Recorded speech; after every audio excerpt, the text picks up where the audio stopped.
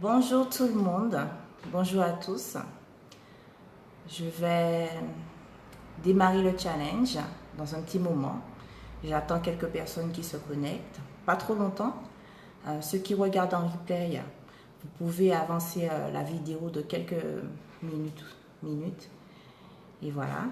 En tout cas, je suis très ravie, contente, super excitée pour ce challenge. On va passer à 3 merveilleux jours où on va vraiment explorer tout ce qui concerne le stress et vous donner des outils efficaces pour apprendre à mieux gérer votre stress, pour mieux entreprendre vos projets, votre activité professionnelle ou votre vie personnelle.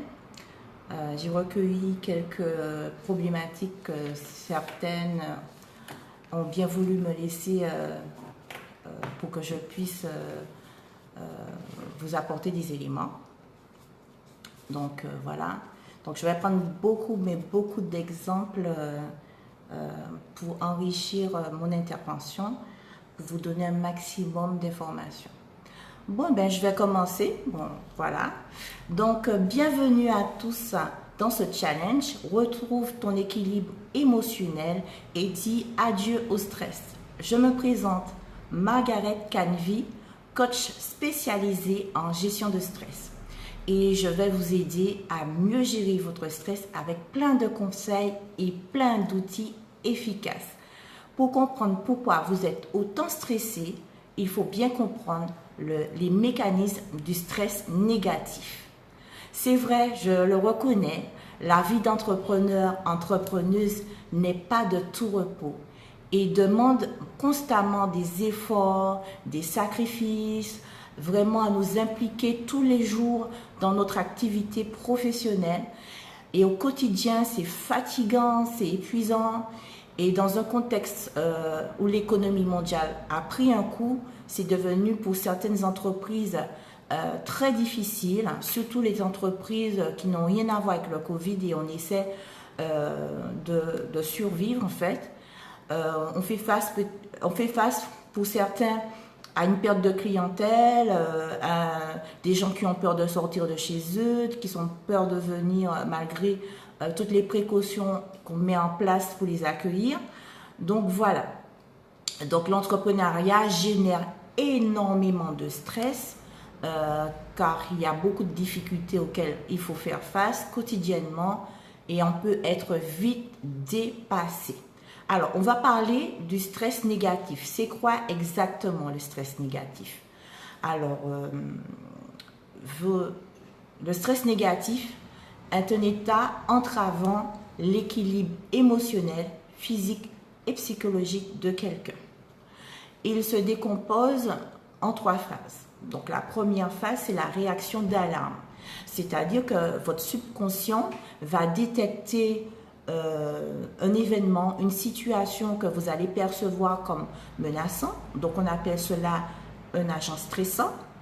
Donc une fois que vous allez voir cette situation, vous allez chercher à vous adapter. Alors, ce qui est bien dans tout ça, c'est que le corps va vous aider à vous adapter en libérant des moyens de défense pour vous permettre un retour à la normale.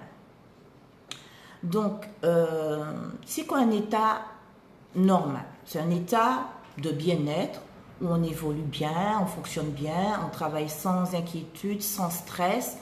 On est dans notre confort, voilà.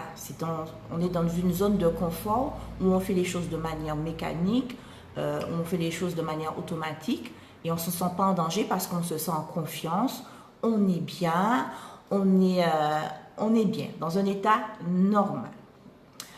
Alors, le stress négatif engendre donc perçoit plutôt une situation négative. Donc, cette situation, pour vous, vous le percevez comme une menace. Donc, ça devient lourd. Et en d'autres termes, plus cette situation va durer, plus le stress va persister, va augmenter. Donc, par exemple, on va prendre quelques exemples. On est là pour ça. Donc, on est là pour vraiment parler de la vie d'entrepreneur. C'est quoi? Alors, qu'est-ce qu'on peut trouver comme difficulté au quotidien? Par exemple, avec cette histoire de pandémie, on peut être face à une chute de chiffre d'affaires en... Voilà, une chute de chiffre d'affaires, un CA qu'on n'arrive pas à stabiliser, qu'on n'arrive pas à remonter. Donc, le premier mois, on se dit c'est pas grave. Le deuxième mois, on se dit qu'on va se rattraper, on fait quelques petites actions, quelques petites promotions. Et au troisième mois, ben, on n'a toujours rien, on n'a pas de résultat. Et le stress commence à augmenter, à augmenter, à augmenter. Bonjour, tu peux te présenter dans les commentaires pour savoir qui est là. Merci d'avoir rejoint la vidéo, le challenge. Donc, je donnais des exemples sur comment le stress peut augmenter, c'est-à-dire avec une situation difficile, un chiffre d'affaires qu'on n'arrive pas à stabiliser, qu'on n'arrive pas à faire évoluer et qui n'arrête pas de chuter, chuter, chuter. Et là, le stress, il va augmenter, augmenter, augmenter. Par exemple, on peut faire face aussi à des clients difficiles qu'on n'arrive pas à gérer. Ils ont un fort caractère, ils veulent toujours qu'on leur donne quelque chose. Ils sont toujours à la demande et c'est vrai que c'est fatigant. Même quand on a rendez-vous avec ce client, on va percevoir ça comme une menace parce qu'on sait qu'il est dur, qu'il est fatigant, qu'il est exigeant et on a beau répondre à ses attentes, à son exigence et il va en demander jusqu'à ce qu'on soit fatigué. Donc, il y a aussi des litiges avec une administration. Par exemple, vous devez plusieurs mois de loyer, ou votre RSI est en retard, ou coucou Kaliani, merci d'avoir rejoint le live. Et donc, la CGSS, par exemple, vous êtes en retard sur vos cotisations, donc ça génère du stress. Quand vous rentrez à la maison, il y a les enfants qui crient. Alors, s'ils sont petits, c'est très difficile parce que quand ils sont petits comme ça, ils demandent beaucoup d'attention. Et si vous n'êtes pas là pour combler le vide, eh ben, ils vont crier, ils vont s'agiter parce qu'ils réclament votre présence. Et vous allez lutter contre ça. Au lieu de leur donner justement votre attention, vous allez leur demander d'être calme, de ne pas faire de bruit, d'aller dans leur chambre. Et eux, ce qu'ils veulent, c'est justement avoir votre attention, faire des activités avec vous et vous ne leur donnez pas. Donc, pour que maman vienne nous voir, on va crier, on va faire des bêtises. Comme ça, maman va venir, elle va nous réprimander. Et vous allez voir que souvent, vos enfants, ils vous regardent et puis ils rigolent. Ils rigolent. Hein? Et en fait, ça énerve encore plus parce que vous êtes déjà stressé. Vous demandez à l'enfant de se taire, il continue. Et ça augmente votre stress. En fait, et en plus, il rigole. Donc, ça augmente le stress. Et en fait, c'est pas ce qu'il faut faire. Il faut vraiment se dire, bon, j'ai un moment pour mon travail, j'ai un moment pour la maison, j'ai un moment pour moi personnellement. Donc, et j'ai un moment aussi pour mes enfants. Donc, quand je suis à la maison, j'oublie le travail et je m'occupe de mes enfants. Donc, leur donner à manger, parler avec eux, discuter avec eux, regarder des dessins animés avec eux, ça contribue aussi au bien-être, à votre équilibre émotionnel et ça permet aussi à l'enfant de se calmer. Et voilà. Et après, vous allez pouvoir mieux gérer vos enfants parce que quand vous allez leur dire, ben voilà, maman fait ça avec vous, ça, mais plus tard, maman aura besoin un peu de calme, il faudra laisser maman tranquille un petit moment. Et là, les enfants vont comprendre parce que vous avez donné du temps, de l'attention et vraiment, vous allez voir que le calme va revenir à la maison. Voilà. Donc, plus vous résistez à ce qu'il faut faire, ben, plus le stress va augmenter et à ce moment-là, on va passer à la deuxième phase du stress négatif. Donc, la résistance. Alors, c'est quoi? À ce stade, le corps va puiser inlassablement dans ses réserves énergétiques pour vous rendre davantage résistant face aux problèmes quotidiens qui persistent. D'accord? Donc, vous êtes fatigué, les choses ne s'arrangent pas, il y a des accumulations de problèmes, de factures, de crises. Il y a des choses que vous pensez que vous avez gérées et puis d'autres choses vont venir s'ajouter. Donc, ça augmente le stress, ça augmente les problèmes, ça augmente la pression, ça augmente vraiment votre niveau de stress et ça vous déstabilise en fait. Ça va vous pousser à dramatiser, à déprimer, à être angoissé, à accuser les autres, à être irritable, même agressif, manquer de patience. Et surtout, vous allez commencer à vous dévaloriser, à vous déprécier, à vous plaindre constamment. Et cela engendre une grande souffrance et un grand désespoir. Alors vous allez dans un premier temps chercher du réconfort auprès des amis, auprès de la famille, etc. Et vous allez voir qu'au début, on va vous donner ce soutien, ce réconfort. Et puis au fur et à mesure, comme vous ne faites rien, vous restez dans votre état de plainte, de souffrance, de désespoir, que vous alimentez ça aussi, hein, ben les gens vont commencer à s'éloigner de vous et va commencer à s'éloigner de vous et là vous allez vous sentir seul parce qu'en fait les gens ils n'aiment pas voir les autres tristes, ça les embête, eux aussi ils ont leurs problèmes, eux aussi ils ont passé des journées difficiles, s'il faut encore vous gérer vous alors qu'ils vous ont déjà donné des clés, des pistes pour vous dire allez ne fais pas attention à ça, ça va aller de bien, aie confiance en toi, etc. Et vous-même aussi, vous allez vous lasser d'entendre ça. Donc, soit vous-même, vous allez vous isoler parce que vous en avez marre d'entendre les mêmes choses et que ça ne vous réconforte pas et que ça ne vous apporte rien du tout. Ou alors, ce sera l'inverse, les gens vont vous mettre de côté. Voilà. Donc, on est vraiment sur un stade de résistance, un stade où le corps va épuiser les réserves énergétiques. La fatigue va augmenter, le stress va augmenter et ce sera de pire en pire. Et là, on va passer au stade 3, le stade de l'épuisement, complètement. On est tellement fatigué, tellement épuisé, on n'est plus capable de résister puisque le corps a utilisé toutes les ressources énergétiques. On dit que le stress est dépassé dans un cadre normal et dans un cadre professionnel, on dit que c'est un burn-out. Et vous vous rendez compte que lorsque vous êtes dans ce stade-là, à votre avis, laissez-moi votre réponse dans les commentaires, à votre avis, lorsque vous êtes au stade 3, qu'est-ce que vous pouvez faire? Qu'est-ce que vous pouvez faire? Vous êtes épuisé, vous êtes fatigué, vous n'arrivez pas à vous en sortir. Qu'est-ce que vous pouvez faire? Dites-moi. On ne peut rien faire, tout simplement. On peut absolument rien faire. Alors, soit on est dans une déprime, donc on a fermé notre entreprise et puis on déprime chez nous, soit on se fait suivre par un psychiatre, par un professionnel en psychologie, soit on continue, mais on est tellement fatigué, donc du coup on est désagréable avec nos clients, on est désagréable avec notre personnel, on fait tout foirer et on s'auto-sabote, d'accord? Mais on n'est pas capable de faire quoi que ce soit de positif. On est vraiment dans le burn-out. Voilà. Alors,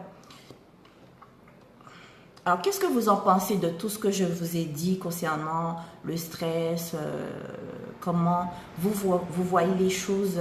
À votre avis, est-ce que pour vous, vous avez envie de ne pas justement atteindre ce stade-là? Et pour ne pas atteindre ce stade-là, pour vous, il serait essentiel de faire quoi exactement? Laissez-moi les réponses en commentaire. On est là pour échanger. C'est un challenge vivant. Vous êtes sur ce groupe, mais ce groupe vous appartient. C'est votre groupe. Donc, profitez au maximum que je sois là pour répondre à vos questions, à vos attentes. Donc, voilà. Donc, moi, je vous pose la question. Qu'est-ce qui serait essentiel de faire pour ne pas atteindre le stade de l'épuisement?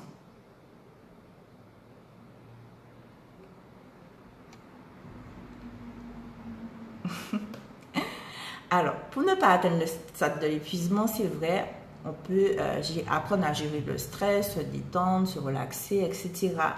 Mais moi, je veux aimer que si vous voulez vous faire un vrai cadeau, un vrai cadeau, un cadeau extraordinaire, ce serait quoi pour vous?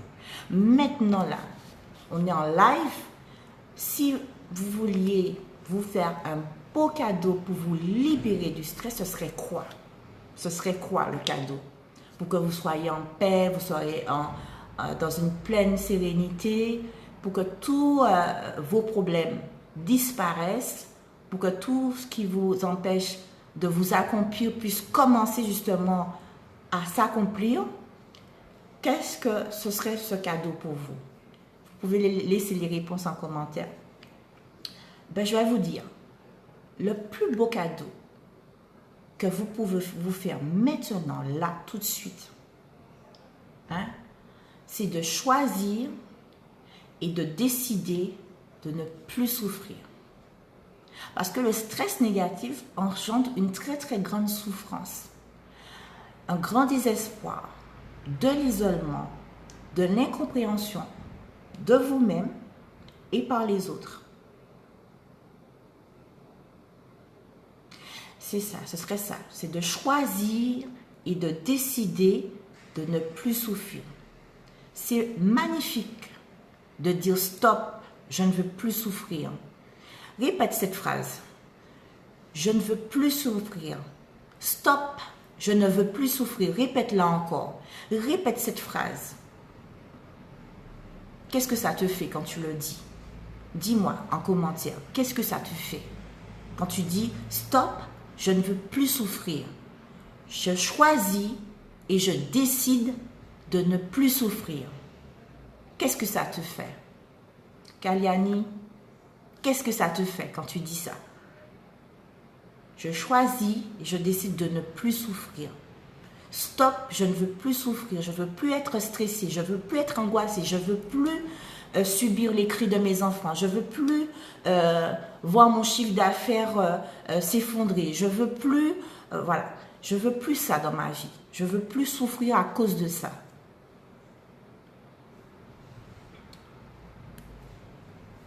Moi je trouve que c'est très libérateur. La première fois que je l'ai dit pour moi, j'ai fait waouh. J'ai dit waouh, c'est ça que je veux plus souffrir, je veux plus me sentir frustrée, angoissée, j'ai plus envie de ça dans ma vie. Et j'ai trouvé que c'était magnifique. Et j'ai décidé de ne plus souffrir, de m'offrir ce cadeau. Et bien, on appelle ça c'est le début du lâcher prise en fait. C'est le meilleur cadeau que quelqu'un peut s'offrir. Pourquoi? Parce que c'est un moyen psychologique consistant à se détacher, à vouloir tout maîtriser ou contrôler. C'est vrai, lorsque on a un problème dans notre entreprise, on veut le contrôler, on veut le maîtriser tout de suite, on veut régler le problème tout de suite. C'est pas une mauvaise chose, hein. C'est une réaction normale, spontanée que tout individu aurait. Mais des fois, la situation a besoin justement d'évoluer et nous, on a besoin de maîtrise de soi pour mieux maîtriser la situation.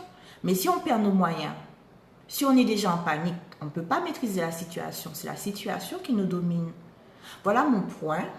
On va dire que mon point, c'est l'agent stressant. C'est un problème qui survient dans votre vie. Et là, c'est ma main qui va représenter quelqu'un, vous-même. Et voilà le stress, voilà le problème qui arrive et qui vient exercer une pression sur vous. Au début, on essaie de relativiser. Coucou Anaïs, merci d'avoir rejoint le live. Au début, on essaie de relativiser, on essaie de résister, mais ça prend de l'ampleur. Ça prend de l'ampleur et ça nous atteint. Et là, mon point, l'agent stressant, va exercer une pression et moi, je vais résister. D'accord? Donc, ce sera une lutte. Une lutte. On va essayer de résister comme on peut. Et au fur et à mesure, on va perdre de la résistance. Puisqu'on ne fait rien pour justement apprendre à gérer le stress. Et on va essayer dans un premier temps de résister et plus la situation va perdurer, eh bien voilà, on est dominé. Et il faut faire la contrebalance. Il faut que ce soit nous qui dominons. Comme ça. Pas comme ça. Comme ça. Mon problème, il est là. Je l'ai vu. Eh bien, je ne panique pas. Je me calme. J'essaie de trouver des solutions. Et je suis au-dessus du problème. Et je le gère comme je peux au quotidien. Tout simplement. Donc, c'est le lâcher-prise. C'est un acte libérateur qui consiste soit à laisser tomber, donc ne pas résister, ou de mettre de côté tout ce qui nous empêche d'aller bien, tout ce qu'on n'a pas besoin pour avancer, c'est-à-dire les angoisses, le stress, tout ça, ça ne va pas nous aider.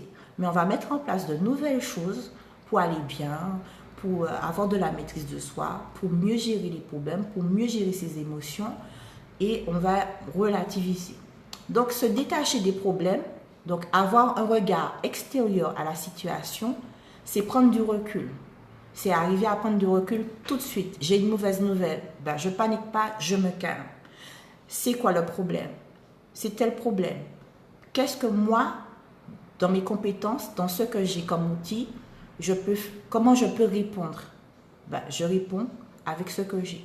Et si je ne peux pas répondre de moi-même et qu'il faut que j'appelle une administration, un tiers pour venir à l'aide, on le fait tout simplement. Ça, c'est la maîtrise de soi, la maîtrise des émotions. Apprendre à se calmer face à une mauvaise nouvelle. Et à se dire, qu'est-ce que j'ai comme outil, comme moyen pour y faire face. Tout simplement.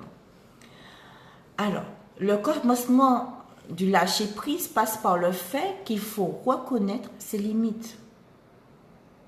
Est-ce qu'aujourd'hui, tu reconnais que tu as des limites? Que tu ne peux pas être une super girl, une super woman, et que tu as besoin justement de reconnaître tes limites et te dire tout simplement, ok, aujourd'hui je suis dans l'incapacité de gérer mon activité, mes enfants, ma vie, je reconnais que j'ai des limites. Parce que je ne suis pas claire avec moi-même, je ne vois pas. Je suis dans le brouillard, je suis en stress et j'ai besoin justement de me poser et je reconnais que j'ai cette limite-là. Je ne parle pas de pensée limitante, je parle de capacité, d'accord? Parce qu'en réalité, on peut tout faire. À partir d'être dans un bon mindset, un bon état d'esprit et de faire les choses positives, les bonnes actions, d'accord? Mais aujourd'hui, étant donné que je suis ou que tu es, tu vois comment tu te positionnes par rapport à cette phrase, étant donné qu'aujourd'hui, tu es dans le stress, dans l'angoisse, il faut reconnaître que tu es à bout. Et ce n'est pas parce que tu as reconnu que tu es à bout que tu es faible, non. Je peux te dire que c'est là le début de la force. Parce que quelqu'un de fort reconnaît qu'il a besoin d'aide, qu'il a besoin d'avancer et que s'il ne cherche pas à s'en sortir, il va aller tout droit dans le mur. C'est pas en étant là, je fais la forte, ouais, ça me fait rien, machin, que je vais y arriver. Non, au contraire, tu vas aller tout droit dans le mur. Parce que tu as enrichi ton ego, de l'ego mal placé, de l'orgueil, et au lieu de demander de l'aide, j'ai besoin de personne, je vais y arriver de toute façon. Je t'assure que ça ne va pas t'aider. Et reconnaître ses limites, c'est fabuleux. Je ne peux pas. Puis voilà, je ne peux pas, je ne fais pas. Ouais. Et je fais avec ce que je sais faire. Je fais ce que je peux faire, ce que je sais faire. Ce que je ne sais pas faire, je ne le fais pas. Il faut être OK avec soi, clair avec soi. Accepter de changer d'attitude, être humble. Accepter aussi de se dire, ça ne marche pas. Comme mon état actuel ne me permet pas d'évoluer, d'être vrai, d'être bien. C'est vrai que j'ai souvent tendance à me dire que je vais y arriver toute seule. Ouais, c'est ça, Anaïs. On a souvent tendance à se dire ça pour s'encourager, mais des fois, certaines de nos activités ont besoin d'un tiers. On a besoin des fois de déléguer. Euh, Super. Maintenant, j'accepte l'aide. Super, super. Donc, on a vraiment besoin que quelqu'un nous aide, un tiers intervient dans nos activités. Il faut apprendre à faire confiance aux autres, apprendre à déléguer. Voilà. En gros, c'est ça. Donc, je reprends sur accepter de changer d'attitude. Voilà. Il faut accepter de changer d'attitude, de comportement et pour aller de l'avant. C'est pas en restant comme ça que tu vas changer les choses. Si toi, tu ne changes pas, ben dis-toi que les choses ne vont pas changer autour de toi. Si tu ne fais pas l'effort de changer, ben rien va se passer en fait. Tout ce que tu nourris comme espoir va être comment dire, anéanti parce que tu ne changes pas et tu vas dire ah oui, ça ne marche pas, etc. Si tu fais quelque chose et tu commences à critiquer ce que tu as fait pour t'en sortir, ben, forcément, la situation va engendrer une situation qui va détruire tous tes efforts. Et là, tes espoirs vont être mis à mal et ça va te faire mal. Donc, il faut vraiment que tu changes d'attitude. Si tu fais une action, rester positive, te détacher du résultat et attendre que ça se passe. Et surtout, si le résultat n'est pas comme tu es, tu veux du moins, il faut accepter le résultat. Il faut l'accueillir parce que ça va te permettre de te repositionner.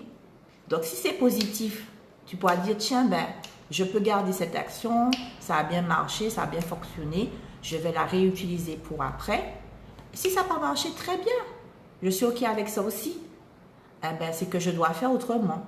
Je dois communiquer autrement, je dois présenter mes produits, mon activité professionnelle autrement. Je dois régler ce problème-là autrement. Ok, on cherche la solution. Mais on ne reste pas dans l'apitoiement, ça ne sert à rien. Ça ne sert à rien. Il faut se faire confiance parce que c'est vrai que le stress, plus il va augmenter, plus on va perdre confiance en nous. C'est-à-dire que si tu fais le choix de lâcher prise, de prendre du recul, il faut te faire confiance. Confiance parce que tu es sur la bonne voie. Tu es sur la bonne voie, tu vas y arriver là. Parce que tu as fait le choix de reconnaître tes limites, d'accepter de changer d'attitude, de comportement, d'état d'esprit. Donc, fais-toi confiance pour avancer. Faire confiance à la vie aussi, parce qu'on a souvent peur de la vie. On a peur d'entamer telle et telle chose parce que, bon, ben, dans la vie, il y a des imprévus, il y a des désagréments, des choses qu'on n'avait pas vues, qu'on ne voit pas venir, viennent s'ajouter. Faire confiance à la vie, parce que même si la vie envoie quelque chose qui va nous faire nous sortir de notre zone de confort, nous serons prêts. Nous serons prêtes. Nous serons prêtes. Donc du coup, je fais confiance à la vie et je me fais confiance parce que j'ai tous les atouts, toutes les ressources en moi pour faire face à la vie.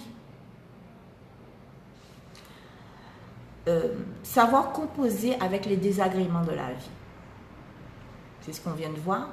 Il faut apprendre à composer avec les difficultés, les désagréments de la vie. C'est en gérant ses émotions, gérant son stress, qu'on va pouvoir développer des stratégies, des capacités pour pouvoir s'adapter à toutes les difficultés et situations et pour prendre de bonnes décisions. Faire la paix avec son passé. C'est vrai que ce n'est pas un sujet qu'on a évoqué, mais il y a des fois des personnes qui sont tourmentées par leur passé parce qu'ils ont fait quelque chose, ils n'ont pas fait le choix qu'ils auraient dû et que maintenant ils ont une vie comme ça et que ça ne leur plaît pas, ou bien on leur a fait ci, on leur a fait là et que ça les tourmente et ça vient s'ajouter en fait à leur stress et des fois des fois on peut rien faire. Donc déjà sur le passé on ne peut pas agir. Le passé est passé, ça s'est fait, ça s'est produit. Il faut juste faire la paix avec son passé.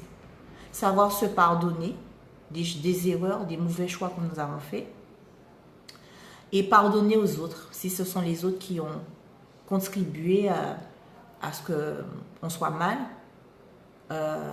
Il faut apprendre à pardonner. Voilà, pardonner aux autres. Donc là, je vous ai donné vraiment toutes les clés pour pouvoir vous mieux gérer votre stress. Et j'espère que ça va vous servir. Voilà, j'ai essayé d'intervenir sur plein de situations. Et voilà, je vous propose maintenant un exercice d'affirmation positive. D'accord? Ça va vous aider dans un premier temps à faire descendre la pression et à retrouver de la sérénité.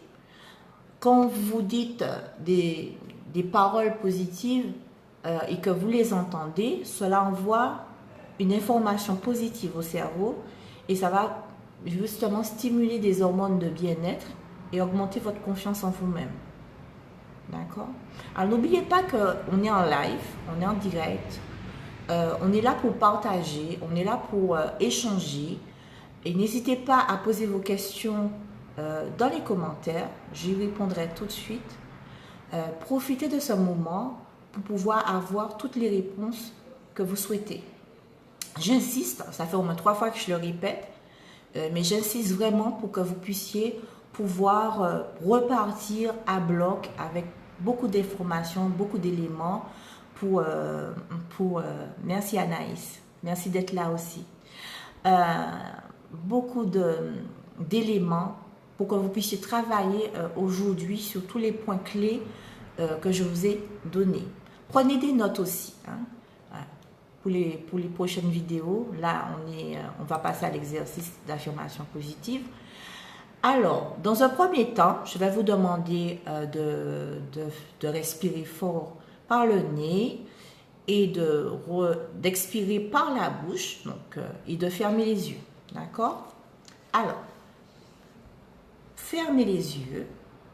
Vous allez répéter ce que je dis. Vous allez fermer les yeux. Vous allez respirer. D'accord? Respirez profondément par le nez et expirez par la bouche. On l'en fait encore une fois.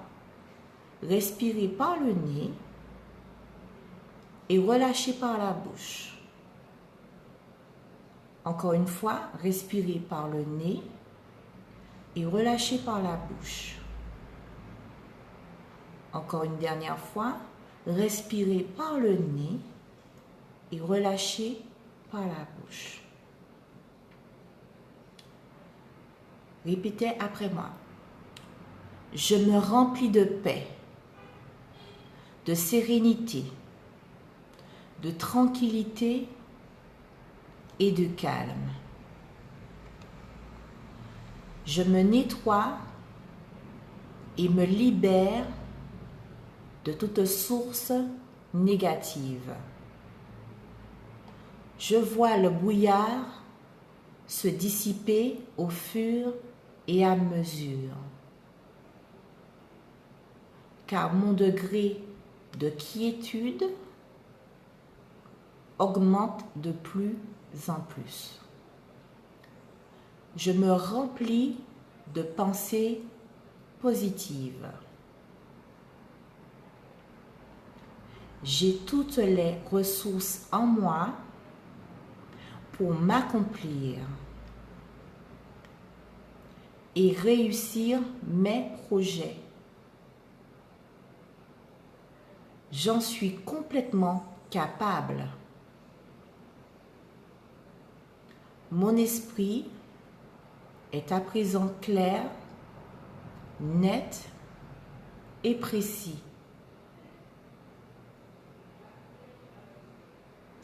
Je sais clairement ce que je veux.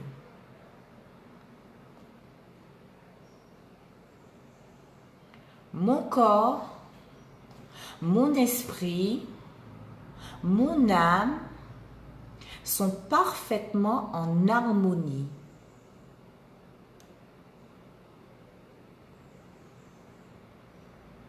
j'ai le droit d'avoir une vie abondante et prospère. Je brille et je suis joyeuse. Et j'apprécie tout ce que je fais. Le succès vient à moi de façon naturelle. Je trouve des solutions adaptées. J'utilise les leçons tirées de mes erreurs comme tremplin vers ma réussite. Je suis courageuse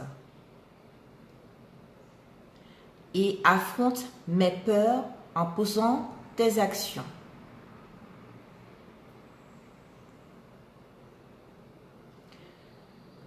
Je vis la réussite dans ma vie. À tout moment, sans aucune crainte. Elle change ma vie de manière positive. J'atteins à présent mes objectifs et j'en ressens de la joie, de l'énergie et de la motivation.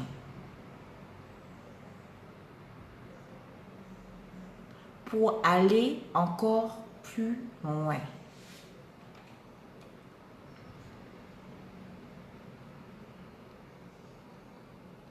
Alors, vous respirez et vous expirez par la bouche. Encore une fois, vous inspirez par le nez et vous expirez par la bouche. Continuez. Détendez les épaules, détendez les bras, relâchez-vous, relâchez les bras, les mains, bougez les doigts, relâchez le ventre, posez les pieds bien à plat au sol, ressentez votre jambe, vos cuisses. Voilà. Inspirez par le nez, relâchez par la bouche. Une dernière fois, inspirez par le nez et relâchez par la bouche. Vous pouvez ouvrir les yeux.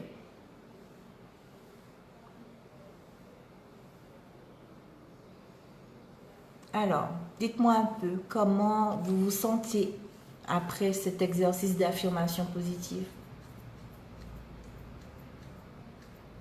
On se sent bien quand même, hein? Moi, ça m'a fait du bien. Ça fait du bien d'apprendre à se reconnecter avec soi-même, se reconnecter avec sa confiance en soi, se reconnecter avec ses émotions, de bonnes émotions positives. C'est vraiment ce qu'on est, des êtres émotionnels qui ont besoin d'émotions positives dans leur vie. Alors, ouais, je suis d'accord avec toi, Anaïs. Ça fait du bien, ça fait tellement de bien. Je vous encourage à faire des exercices d'affirmation assez souvent pour vous aider justement à merci Annalise pour tes compliments. Pour vous apprendre à vous calmer, à vous reconnecter avec vous-même, à vous remplir de confiance en soi. Ça permet justement de développer sa confiance en soi aussi. Donc, si vous avez besoin de revoir cette vidéo, elle sera disponible dans le groupe après l'intervention. Donc, vous revoyez toute la journée ce live. La clé majeure pour entreprendre de manière efficace et performante, il faut être clair et précis dans sa tête et aimer ce que l'on fait. Si ce n'est pas le cas, ça ne va pas fonctionner. Il faut apprendre à accepter de composer avec les désagréments de la vie, à se faire confiance, à se calmer, à se reconnecter avec soi-même, à changer d'attitude, de comportement et se refaire confiance à nouveau. Parce que vous avez toutes les ressources nécessaires pour atteindre vos objectifs. Oui, vous avez les ressources. Et c'est ce qu'on va voir demain dans le prochain live. On verra justement comment se repositionner et s'affirmer parce que vous avez vraiment un potentiel extraordinaire en vous qui sommeille. Et à cause du stress, vous avez perdu cette visualisation de vous en fait. Ce que vous êtes, qui vous êtes et ce que vous avez en vous. Parce que le stress, comme je dis, a tendance à nous faire nous diminuer, nous déprécier et au fur et à mesure, on se perd de vue.